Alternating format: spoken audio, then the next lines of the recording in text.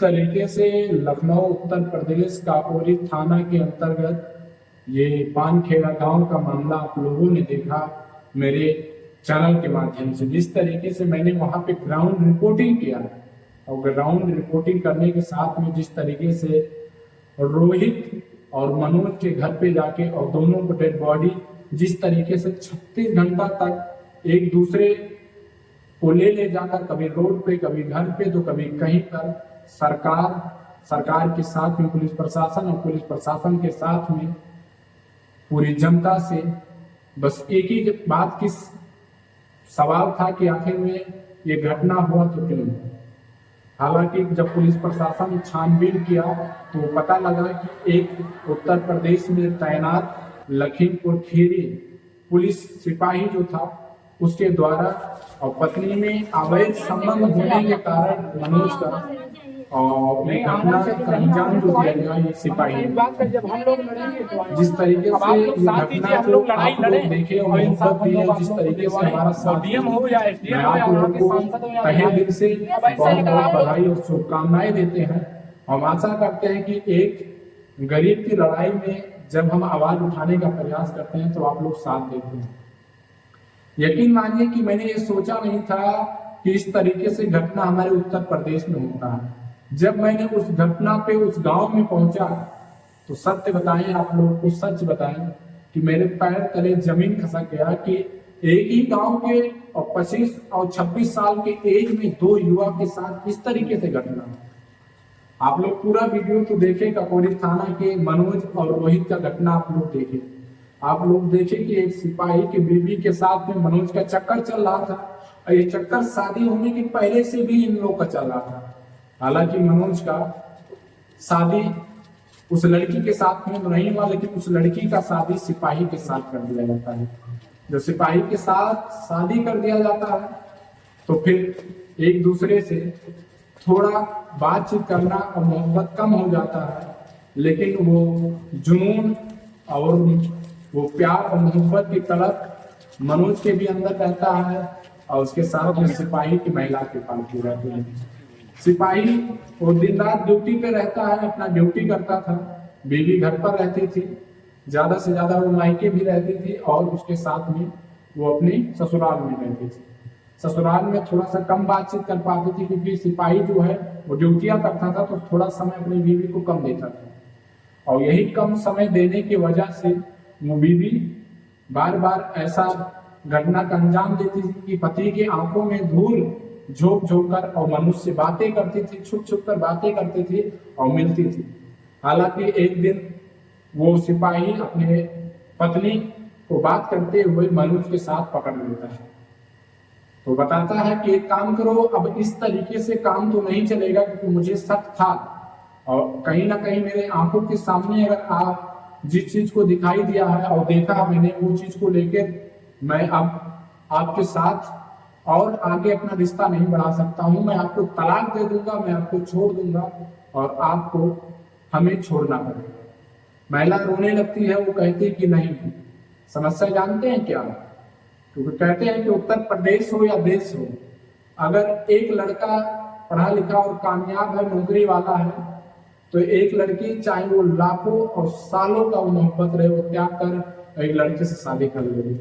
लेकिन पता नहीं था कि क्या लड़की के दिल में चल रहा था कि सोचिए एक सरकारी नौकरी वाले से शादी हो गया, उसके बाद भी वो मनोज के साथ संबंध बनाती थी, बातचीत करती थी और उसके साथ में वो बात करती थी। पुलिस प्रशासन जिस तरीके से आज क्राइम को रोकने का प्रयास कर रहा है, उस तरीके से जब कानून में रहने वाला एक कानून को तोड़कर और आम जनता के साथ में चाकुओं से हथियारों से मारेगा तो आम जनता कानून पे कैसे भरोसा करेगा। ये भी एक बहुत बड़ा सवाल उत्तर प्रदेश के पुलिस प्रशासन लखनऊ और काकोरी थाना को उठता है। हर किसी के मन में एक ही सवाल है कि वो लाख गलतियां था आपके वाइफ का, आपकी बीवी का, वो लाख गलतियां मनोज का था, लेकिन आपने जिस तरीके से कानून को तोड़कर और इस तरीके से अंजाम दिए हैं वो कहीं ना कहीं वो आपको माफी के लायक नहीं है। वो कड़ी से कड़ी सजा आपको मिलेगा। लेकिन समस्या क्या है और क्यों हुआ, आइए आप लोगों को बताने का प्रयास करते हैं। जब मोबाइल पकड़ा गया सिपाही के पत्नी के द्वारा, तो सिपाही बोलता है तो वो हाथ जोड़ती है और माफी मांगती है, रोने लगती है कि आज के बाद अब ऐसा नहीं होगा। हर कोई जब महिला पकड़ी जाती है तो हर कोई ऐसे ही करती है, लेकिन समस्या इस बात का है कि वो फिर माफ कर देता है। चलिए ठीक है, औरत है भाई, शादी हो गया तो कहीं ना कहीं माफ करने की जरूरत है, इंसान से ही गलतियां होता, तो सिपाही माफ कर देता है। फिर दूसरी बार मोबाइल वो छीन लेता, मोबाइल सिपाही के वाइफ के पत्नी के पास नहीं रहता, फिर मनोज के द्वारा उस मोबाइल को फिर दिया जाता है। सोचिए मनोज के भी अंदर डर नहीं था कि सोचिए किसी की वो बीवी बन चुकी, अब तो बीवी से हम अपना मोहब्बत और अपनी दोस्ती अपनी यारी सब कुछ खत्म कर लें। लेकिन कहीं ना कहीं कहते नहीं है कि जब हमारे देश के युवा अगर एक दूसरे से विवाद करना, एक दूसरे के बहन बेटियों के साथ में गलत तरीके से देखना, एक फैमिली के बीच में जाकर और किसी की खुशियों में शामिल होना, वो कहीं ना कहीं तादाद बहुत ज्यादा बढ़ जाता है। लेकिन आइए इसमें घटना के बारे में आप लोगों को बताने का प्रयास करते हैं कि आखिर में घटना हुआ तो कैसे हुआ। ये हर किसी के मन में सवाल है और हर कोई जानता है। समस्या इस बात का रहा है कि जब वो पत्नी मोबाइल लेकर वो फिर ड्यूटी पे चला जाता है, तो फिर मनोज सिपाही की पत्नी को फिर मोबाइल देते हैं और फिर मोबाइल देते हैं, फिर कुछ दिन ये लोग बातचीत करते हैं, फिर वो सिपाही पकड़ता है। लेकिन जब वो सिपाही पकड़ता है तो उसके मन में और उसके दिमाग में ये चीज चल रहा था कि अब ऐसे तो ना बीवी मानेगी और ना ऐसे बीवी का प्रेमी मानेगा। तो वो सिपाही ने एक गेम खेला, पत्नी को मारा पीटा और बोला कि तुम एक काम करो, तुम मनोज को बुलाओ और मनोज को बुलाओ, इस जगह पे बुलाओ, उनसे बात होगा कि हमारे बीच में जिस तरीके से आप हमारी खुशियों के बीच में आप गेम खेल रहे हैं, हमारी खुशियों में आप दीवारें पैदा कर रहे हैं, वो कहीं ना कहीं आज पूरा का पूरा फैसला हो जाएगा कि तुम मेरे साथ रहोगी या उनके साथ रहोगी। अगर वो मेरे साथ रहना चाहते हैं तो कल आप ना फोन करोगे ना मिलने की कोशिश करोगे और कसम खाना पड़ेगा। हालांकि वो सिपाही के दिमाग में चल रहा था कुछ और, कुछ भी करना रहेगा लेकिन आज इस घटना को अंजाम देना पड़ेगा। आज या तो ये बच जाएंगे या तो फिर हम। लड़की को मारता पीटता है, धमकाता है, फिर वो सिपाही के पत्नी से फोन लगवाता है वो सिपाही मनोज के पास। और मनोज के पास जब फोन आता है तो मनोज को बीवी कहती है कि आपको इस जगह पे इतने बजे आना है और मिलना है, हमें कुछ बात करना है। और मनोज को नहीं पता था कि ना सिपाही के पत्नी को पता था कि वो आज इस तरीके से वो हमारे प्रेमी के साथ या हमारे साथ इस तरीके से घटना हो जाएगा। ना मनोज को पता था ना पत्नी को पता था। तो सिपाही वो गेम खेल के बैठा हुआ था, सजग था, हथियार लेके सब कुछ, कि आज घटना को पूरी तरीके से साफ कर देना। लेकिन उसमें कहते हैं कि गेहूं के साथ घुन भी पीसा जाता है। रोहित जो रेलवे में नौकरी पा जाता है, पेपर निकाल कर उसका ज्वाइनिंग लेटर आने की बाकी रहता है और अपने घर के गरीबी को त्याग कर वो पढ़ाई करता है। और उसको भी नहीं पता था कि आज हमारे साथ क्या होगा। वो मनोज और रोहित के बीच में थोड़ा बहुत बातचीत होता था, दोस्ती यारी, एक ही गांव के थे और 50 मीटर की दूरी पे एक दूसरे का घर था। और मैंने घर दोनों देखा है, तो ना मनोज उस कंडीशन में है कि उनका घर का फैमिली बहुत बड़े घर का है, न वो रोहित। समस्या ये है कि रोहित ने गरीबी को त्याग कर नौकरी पाने का प्रयास किया, लेकिन छोटी सी गलतियां से जिंदगी भी गया और उसके साथ में परिवार का जिस तरीके से वो तन पेट काट के और पढ़ाए थे, रोहित भी नहीं बचे। जब एक माँ बाप बच्चों को जन्म देते हैं तो वो सोचते हैं कि हमारा बेटा जब बड़ा होगा तो हमारे बुढ़ापे में सहारा होगा। लेकिन क्या पता था उस माँ को और क्या पता था उस रोहित को कि आज मेरे साथ घटना हो जाएगा। रोहित झूठ बोलता है कि मनोज फोन करता है रोहित के पास, वो झूठ बोलता है या फोन करता है या जाके पास में मिलता है सामने से कि चलिए एक बर्थडे है दोस्त का, उसके बर्थडे में चलना है, केक काटना है और केक काट कर खाना खाकर फिर घर आना है। तो रोहित बताता है घर पे कि मैं जा रहा हूँ, थोड़ा सा एक दोस्त का बर्थडे है, जन्मदिन है, और जाते हैं, फिर वहां पे खाना पीना खा के आएंगे, हमारा खाना मत बनाइएगा। फिर ये लोग 8 बजे के करीब में निकलते हैं, 8:30 उस बीबी के पास पहुंचते हैं, और जैसे वो लोग पहुंचते हैं बाइक खड़ा रहता है, बाइक के पास रोहित रहता है, और थोड़ी दूर पे वो मनोज सिपाही की पत्नी से मिलने के लिए चला जाता है।